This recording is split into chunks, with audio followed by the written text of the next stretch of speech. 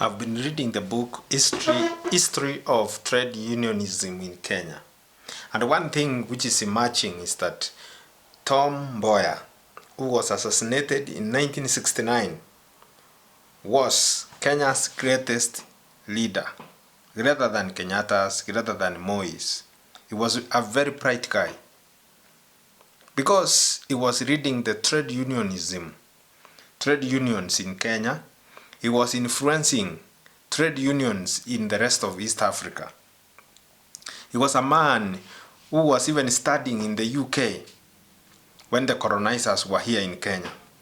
He could travel to the US freely, across Europe, for example, to Germany, to deliver speeches. That is the story of Tom Mboya, assassinated in 1969. At the Union House. So, if Tom Mboya could have lived, probably Kenya could have been a different place altogether. Another thing I realized from reading this book is that civil society were not there before independence. What was there is a trade union, and the trade union was taking political responsibilities. Actually, they were agitating for independence for Kenya. That is in the 1950s, 1955, 56, up to even after independence. So Tom Mboya was a powerful force. The book is History of Trade Unions in Kenya. It was written by Makan Singh, who died in 1976.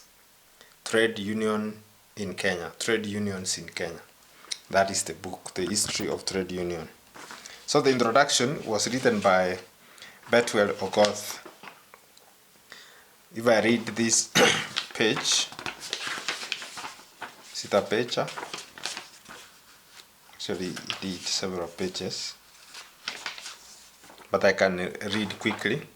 When Mr. Makan Singh died in 1976, he had already completed the first draft of this second volume of History of Trade Unionism in Kenya. I had assisted him in writing the volume History of Kenya's Trade Union Movement to 1952, published in 1969.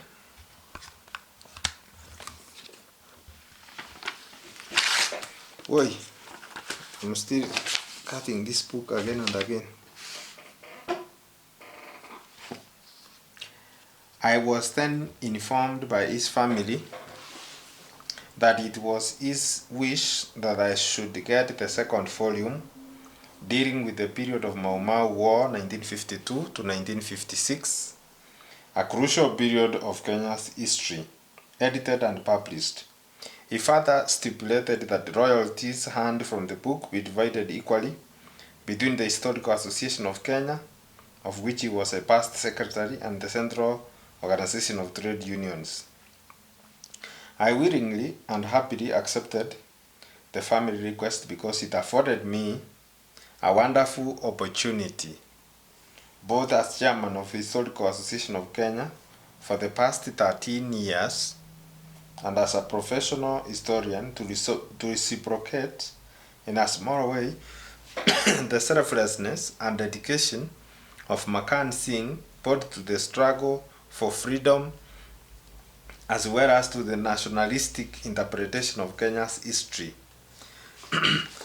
I have refrained from modifying or altering in any way Makan Singh's interpretation of the events of these crucial years. Instead, I have interpreted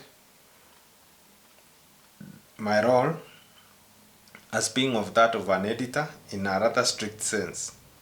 My main task was to make the work readable and consistent, and I hope I have succeeded in this. Makan Singh was born in India and came to Kenya in 1927 at the age of 14.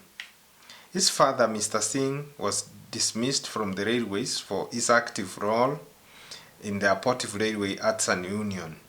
He then set up the Punjab printing press in Nairobi. Sudhi Singh sent his son to the government Indian high school, where, after 4 years, he passed the London matriculation examination. It was during this period that Makan Singh seems to have been introduced to Marxist literature. Throughout his life, he remained an nonviolent Marxist who sought to improve the position of the workers, not through violent revolution, but through trade unionism. Democratically organized, and trade unionism in Kenya from 1935 to 1950 owes its success to the wisdom, dedication, and selflessness of one Makan Singh. By 1935 April, he had succeeded in transforming Indian Trade Union, founded in 1934, into the Labour Trade Union of Kenya, with himself as the secretary. His hope in reorganizing the union was to create a multiracial body where race could be a subordinate to class, but this remained a purest dream up to 1939. The Labour Trade Union demands included minimum wage of they were demanding for minimum wage of 200 shillings per month, and 8-hour day and weekly and monthly wages instead of hourly and daily wages then in existence. The first annual conference of the union was convened by Makan Singh in September 1936. The conference confirmed the unionist demand for an 8-hour day, starting with Asian contractors.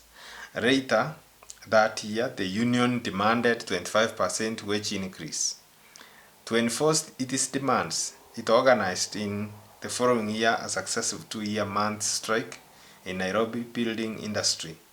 The strike forced the government to introduce trade union registration, aimed at controlling the activities of trade unionists. In conformity with the new registration, the union was registered in September 1937. The union was still an Asian affair, but even within the Asian society, Makan Singh had to contend with severe communal differences, with the Sikhs and the Muslims trying to break away from the union.